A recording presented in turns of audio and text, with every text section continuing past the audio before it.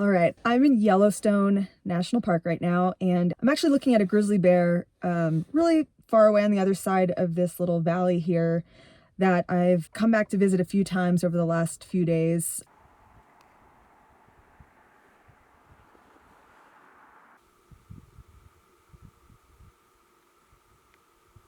The thing is that this parking area fills up really quick, obviously, when there's a grizzly. I'm kind of gonna just hang out here and wait for it to come back because it comes back a little bit later again in the evening, or at least it has been. So in the meantime, this trip has been like luxury travel, at least for me. The reason why is I usually travel in my self-converted Ram ProMaster cargo van. I had just a couple days off, so I couldn't really make that 10-hour drive from southern Utah out here. So I decided to actually fly. I was running a leather business for a long time, and I traveled a lot because I had trade shows and different events and things like that. And then I quit and I stopped flying around. And then COVID hit, and then I definitely stopped flying around. And then I built the van. On this trip, since I had a limited time, I decided to fly out using miles. So I rented a car once I got here, I rented a cabin, but as I'm driving around and doing this kind of travel, I keep thinking about the pros and cons of traveling in the van versus this kind of travel where you fly in, like a more traditional form of travel. So while I sit here and wait, I figured I could do a little video about the pros and cons of both ways of traveling. The first pro is that as I pulled into this tight little spot to wait for this bear to come back down here and start attacking this bison hide again, I squeezed into this little spot in this little, what is this? It's a Hyundai Santa Fe. I just couldn't help think that there is no way I could fit the van in half of the places I've managed to squeeze this little car. Definite pro is driving this small car. Another pro, I for some reason have this fixation on miles that I'm putting on the car. So whenever I drive the van, I'm very conscious of how many miles I'm putting on it, which is kind of dumb. I don't know why I do it. This kind of trip that I'm on now is like a wildlife photography kind of adventure that I've created for myself. Basically, the way to do that is just to drive up and down this road and wait until you see things, either animals or a group of people that are taking photos of animals. A pro is this is not my vehicle, and it is reliable, it's new, it's clean. I can just show up, take it, and go explore and not have to be in my head about it. Again, this is really dumb. This is just a personal thing. I don't think anybody else thinks about miles as much as I do, but here we are. So that's a pro for me. All right, here's a con. Sailor's not here. Sailor is my pit bull boxer mix who travels with me everywhere. So since I've had the van, we just travel together all the time. She's always with me. We live in the van, so there's no like leaving her at home when I go to like run errands or go on a trip or something like that.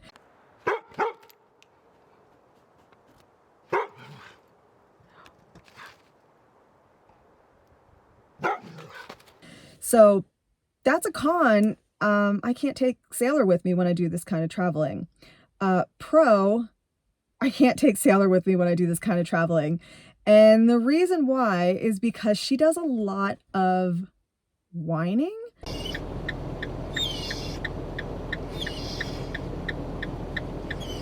Which gives me anxiety. This is just kind of like easy listening. She's not yelling at me to keep moving. So, I guess it's kind of a pro as well, but it's a con. It's a definite con. Pro? No, it's a con. It's a con. People watching. Just traveling with the dog, you have all these other things to take into consideration. If I have the van, I don't have the heating capabilities to be dispersed camping in a place like this. More people. I hate when people watch me do this. Get over yourself. So I would not be able to camp in the van in a place like this in this kind of weather. So I would have to book a hotel. And when you have a dog, you know, a lot of hotels are not pet friendly, so that's a whole other thing you have to take into consideration. I might not have been able to stay this close to where I wanted to be. So you definitely have more options when you're not traveling with a dog. Here's another pro. I can stay in the park as late as I want. A lot of wildlife comes out in like dawn and dusk. So in the van, I don't like coming back to where I'm going to be dispersed camping late at night. I'm always worried about there not being a spot and then I have to move somewhere else. Or I'm worried about, like if I haven't been to the spot yet, I don't know what to expect. So I don't like pulling into a new place in the van when it's dark out. The benefit of this kind of more traditional travel is that I can stay out here till the middle of the night if I want. And then I just go back and park in my parking space and then I go inside and go to sleep.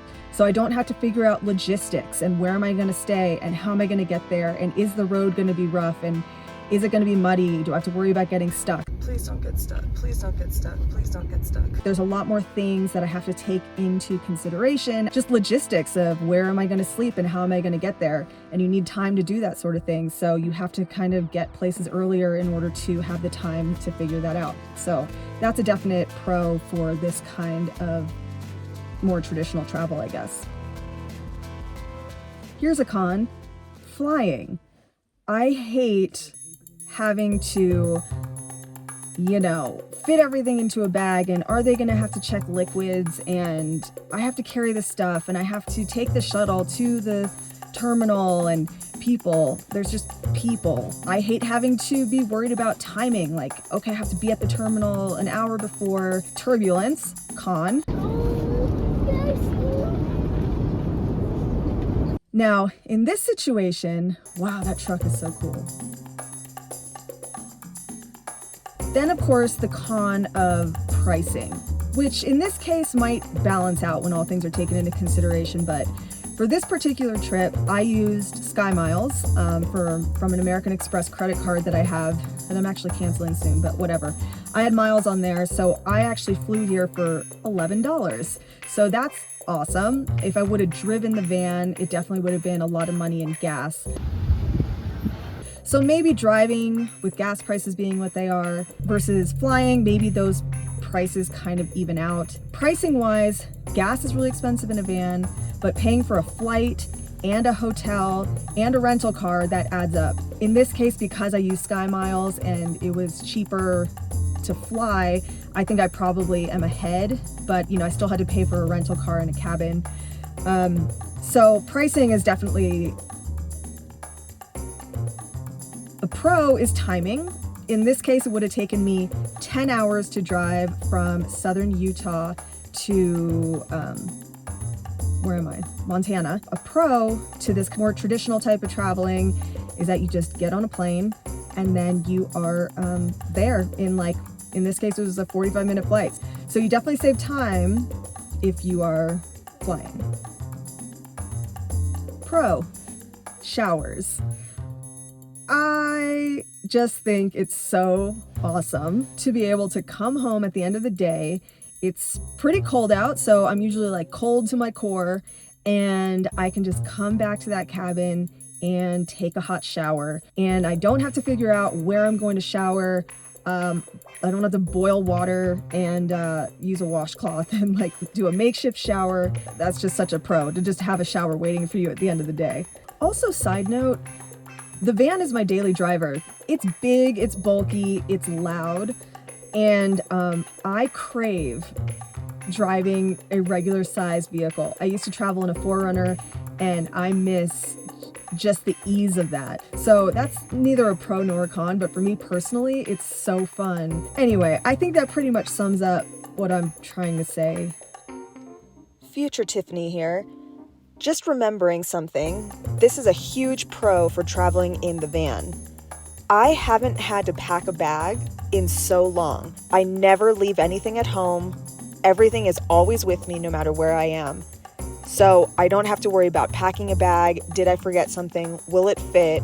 I can just get in the van at any time and head out. I'm gonna sit here and wait for this bear, probably another hour or two. But thanks for watching, and I don't know, if you're considering van life, maybe this is something that puts things in perspective. Just things to think about. I think ideally I would love to have both. The van for travel and to live in, but like a daily driver, like some old beater truck. Anyway, I'm rambling.